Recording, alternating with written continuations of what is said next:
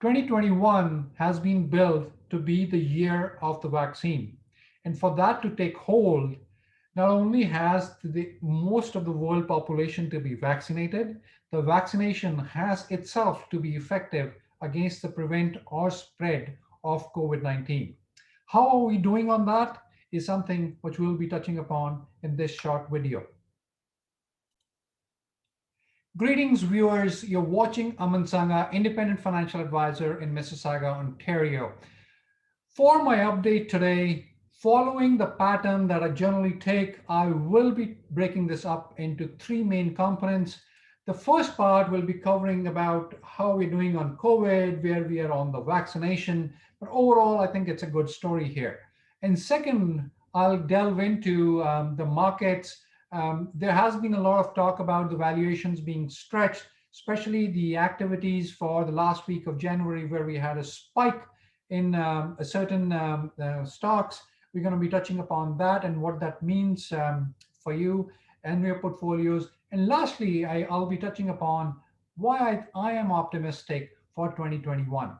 So let's get started with COVID. And you can see from this graph, this is a 7-day rolling average for number of new cases.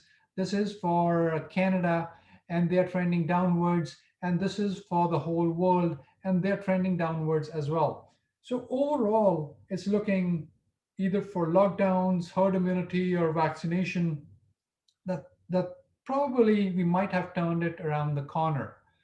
Too early to say as yet, but we'll be watching this going forward as well.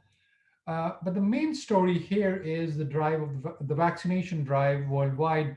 Now, Israel has a very strong start out of the gate with half their population vaccinated. In Canada, we are at 2.4% of the population.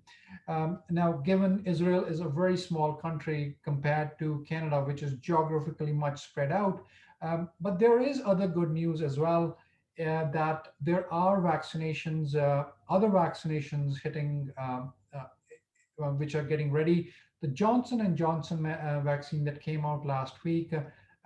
Now, it's supposed to be only 66% effective, but the good news is that you only need one dose, but it, and it can be stored at a fridge temperature, like a regular fridge temperature. So overall, I think as countries get to terms with getting their populations vaccinated, they'll figure out a way to get most of it, and that should bode well for being able to contain this pandemic.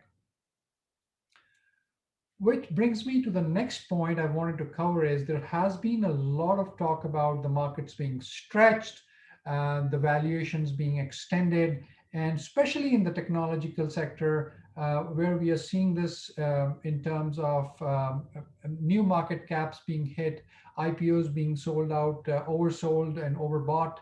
Um, um, so there is a lot of momentum, a lot of money chasing these stocks, which have done so well in the pandemic.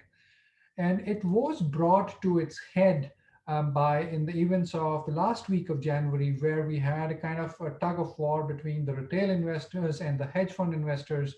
And if you haven't been following the story, just to brief it very shortly, the hedge fund investors have been driving up buying the stocks that have been shorted by the retail investors have been buying the stocks which have been shorted by the hedge fund guys, which is driving up their prices and forcing the hedge funds to close their positions by buying more of this stock, which is forcing the pricing even higher.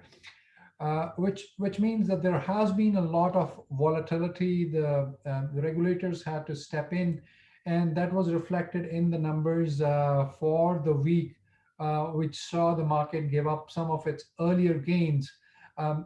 So volatility, so that frenzy brings short-term volatility. Now, if you're in for the short term, that's definitely something you need to be concerned about. But if you're in for a long term, that volatility can be your friend, as it helps you position or take positions at good price points in your journey.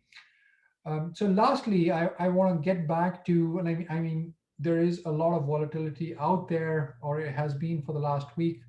But I want to say that, why am I optimistic for 2021? And I'm recycling a chart that I shared in my November update. This is the first recession we have seen where the savings rate has actually gone up. And there has been a lot of factors, and I've discussed them in my previous updates. But bottom line, people are sitting on cash. And as the vaccine takes hold, and it could be a big if, and if it proves to be effective against the virus, um, this cash that has been sitting on the sidelines will come into the economy. People are starting to go out, will start to go out and eat again. They'll start to travel, vacation. They'll start to go out on vacations. They'll start flying again. So the economy that has been so focused on some technological and healthcare sectors will become more broad based, where consumer discretionary and the other sectors which have gone on the sidelines will come to the forefront. So overall, I think this is good news.